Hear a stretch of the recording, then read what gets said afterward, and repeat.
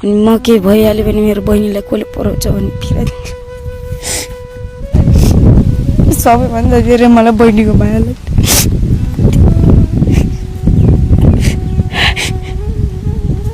आफूले त पढ्न पाएन, बहिनीलाई पढाउन मन छ है हिमाल। म केही नगर्नु सकेर पनि म एउटा किडनी बेचेर मेरो बहिनी पढाउँछु। छोरी हजुर दाइ त रुवायो नि, रोयो माया लाग्छ? लाग्छ दादाको माया लाग्छ छोरी? लाग्छ कति लाग्छ भन त? धेरै हो मन दुख्छ दादा रोएपछि? दुख्छ। हो ठुलो मान्छे भएर के भन्ने? हेर त दाइले यति धेरै गाडीमा यो उमेरमा सहचालकको काम गर्न कति गाह्रो छ। त्यति दुःख गरेर 100-200 कमाएर तिमीलाई पढाइरहेछन्। ठुलो मान्छे भनेर के भन्ने छोरी? म डाक्टर बन्ने। डाक्टर बन्ने? डाक्टर बनेर कसको उपचार गर्ने सुरुमा? बाबाको गर्ने। डाक्टर बनेर बाबाको उपचार गर्न मन छ छोरी? हो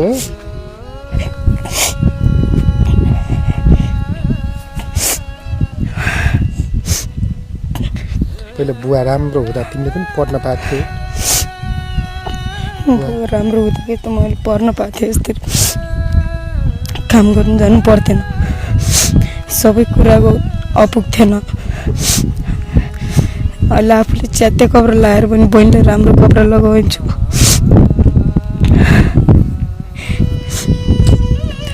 तिमी त महान भक्ताई हो। 14 वर्षको उमेरमै धेरै जिम्मेवारी थप्यो। थपिने रहेछ। समाजले धेरै कुराहरू सिकायो।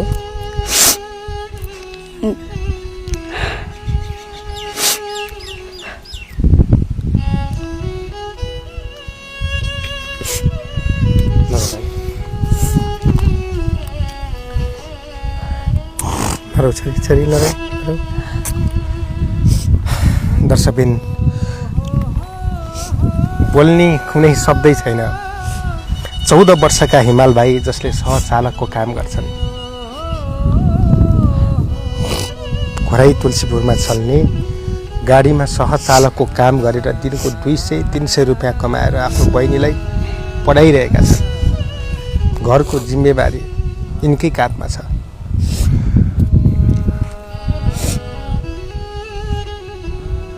सानी नानी निर्जलाले 1 कक्षामा पढ्छिन् र उनले ठुलो भएर डाक्टर बनेर आफ्नो बिरामी बुवाको उपचार गर्छु भन्छन्।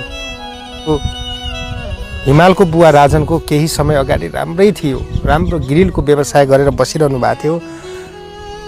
कामबाट फर्किने क्रममा बाइक दुर्घटनामा परेर उहाँको टाउकोमा गम्भीर चोट लाग्यो। अहिले अचेत अवस्थामा बिस्तारामा ढलेको आज 3 वर्षभन्दा धेरै भइसक्यो। उहाँले राम्रो उपचार पाउनु भएको छैन। यदि उहाँले राम्रो उपचार पाएको भए आज हिमाल भाइले गाडीमा सहचालकको काम गर्नुपर्ने थिएन। दिनको 200 रुपियाँको लागि यसरी तड्पिनु पर्ने थिएन। हिजो नयाँ वर्ष थियो। तपाईँ हाम्रो सबै नयाँ वर्ष एउटा उत्सवको रूपमा ल्याइन्छ। त्यो नयाँ वर्षमा पनि उनी गाडीमा काम गर्न जानु पर्यो। यो परिवार यति बेला आमा बुवा सबैको माया ममताबाट तडपिरहेको छ। एउटा 14 वर्षको किशोर जो पढ्ने लेख्ने समय थियो, यो समयमा आफ्नो घर परिवारलाई कसरी साँझ बिहानको खाना कसरी जुटाउने भनेर सङ्घर्ष गरिरहेको छ। दर्शक यस्तो बिजोग परिवार।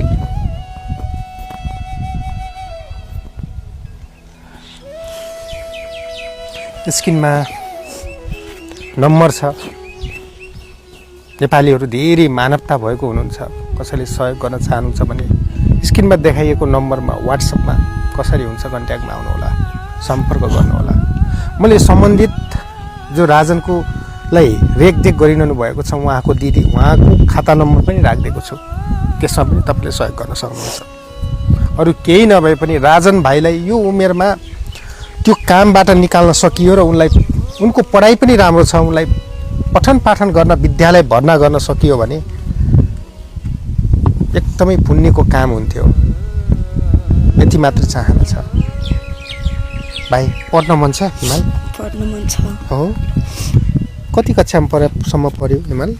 8 पास गरेन 8 पढ्दा पढ्दै छोरे 8 पढ्दा छोडेर काममा लाग्नु पर्यो है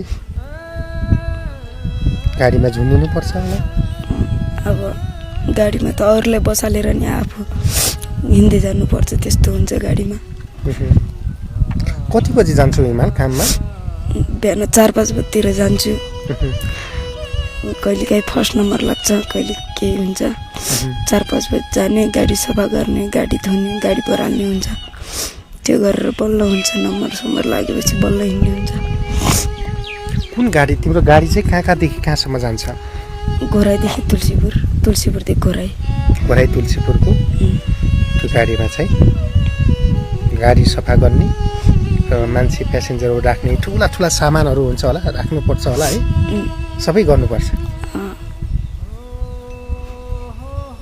अस्ति तिमीले भनिरहेको थियौ सबैले मेरो घरको समस्या कसले बुझ्छ र दाइ कतिले राम्रा हुन्छन् कतिले त मुखै छोडेर गाली पनि दिन्छन् भनेको थियो त्यस्तो हुन्छ बाबु हुन्छ गाली गर्छन् अब ढिलो गयो भने गाली गर्छन् कोहीले त हातै छोड्छन् हात पनि छोड्छन् है कोहीले बुझ्छ र मेरो घरको समस्या बुझ्दैन है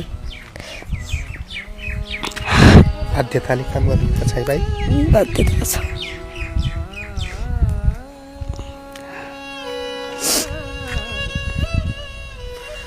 धेरैजना देश विदेशबाट हेरिरहनु भएको छ हिमाल के भन्छ हिमाल के सहयोग गरिदिनुहोस् सहयोग गर्नुहुन्छ भने तपाईँहरू